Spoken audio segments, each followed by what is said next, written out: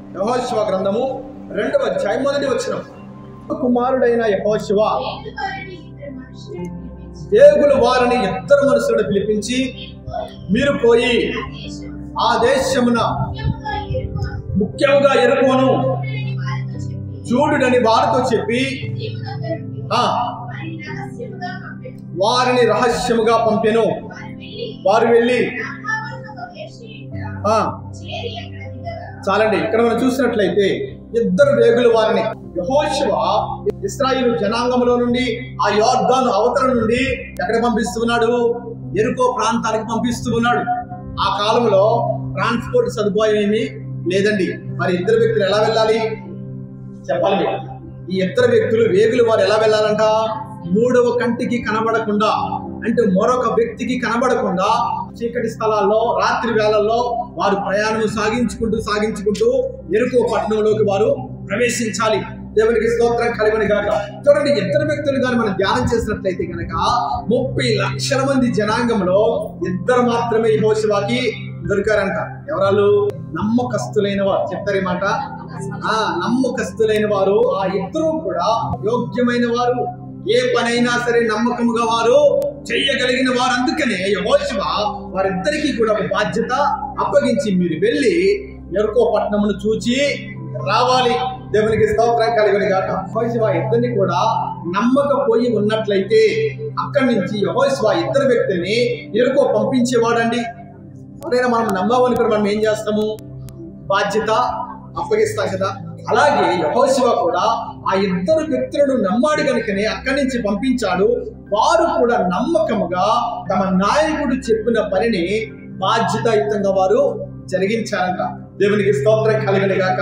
హల్లెలూయా. కాబట్టి మనకు కూడా అప్పగించిన పనిని నమ్మకంగా మనం చేయాలి. చెప్తారు ఈ మాట. అప్పగించిన పనిని, దేవుడు మనకి అప్పగించిన ప్రతి పనిని నమ్మకంగా మనము చేయాలి. ఇంతకీ దేవుడు మనకి ఏం పని అప్పగించాడండి?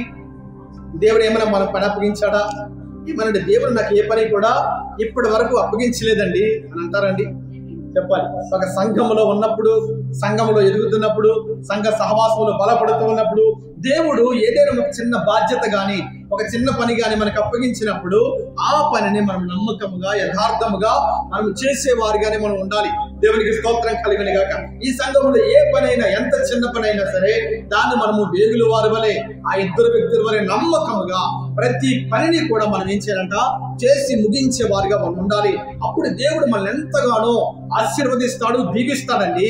కాబట్టి మనకి ఏ పని అయితే అప్పగించబడుతూ ఉందో, అది పెద్ద పనైనా చిన్న పనైనా ప్రతి పనిని కూడా బాధ్యతాయుతముగా మనము చేయాలని దేవుడు మనతో ఈ మధ్యాహ్న కాల సమయంలో మాట్లాడుతూ ఉన్నాడు. దేవుని మనకి మహిమ కలుగును గాక. కాబట్టి మనం ఏ విషయాలు నమ్మకంగా ఉండాలండి చెప్తారా? 3 విషయాలు.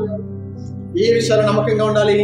మిక్కిలి కొంచెములో నమ్మకంగా ఉండాలి. రెండవది, దేవునికి మనము నమ్మకంగా ఉండాలి. మూడవది, మనకు అప్పగించిన పనిలో మనము నమ్మకంగా ఉండాలి. దేవుని మనకి మహిమ కలుగును గాక. ఈ రీతిగా కానీ మనం నడుచుకున్నట్లయితే కనుక ఆయన మనకిచ్చే దీవెన ఏంటంట? దేవుడు మనకిచ్చే ఆశీర్వాదము, దేవుడు మనకిచ్చే దీవెన ఏంటో 2 మాటలు ఇప్పుడు మనం ధ్యానం చేద్దాం. మరి ఆ సామెతల గ్రంథం తీద్దాం. 28వ అధ్యాయము 20వ వచనం. నమ్మకమైన వానికి దీవెనలు మెండుగా కలుగును, ధనవంతుడకు ఆతురపడివాడు శిక్ష నొందకపోడు. దేవుని మనకి మహిమ కలుగును గాక. కాబట్టి దేవుడి ఇచ్చే బహుమానం ఏంటో తెలుసా? ఎవరైతే నమ్మకంగా ఉంటారో, మిక్కిలి కొంచెంలో మనం నమ్మకంగా ఉంటామో, దేవునికి మనం నమ్మకంగా ఉంటామో, మనకు అప్పగించిన ప్రతి చిన్న పనిలో మనం నమ్మకంగా ఉంటామో, అప్పుడు దేవుడు మనలను ఎంతగా దీవిస్తాడంట? నమ్మకమైన వారికి దీవెనలు మెండుగా, అంటే కొలత లేకుండా. చెప్తారు మాట. కొలత లేకుండా దేవుడు సమృద్ధిగా మనలను ఆశీర్వదిస్తానని ఒక అద్భుతమైన మాటలు ఈ మధ్యాహ్న కాల సమయంలో మనందరికీ ఆయన తెలియజేస్తూ ఉన్నాడండి.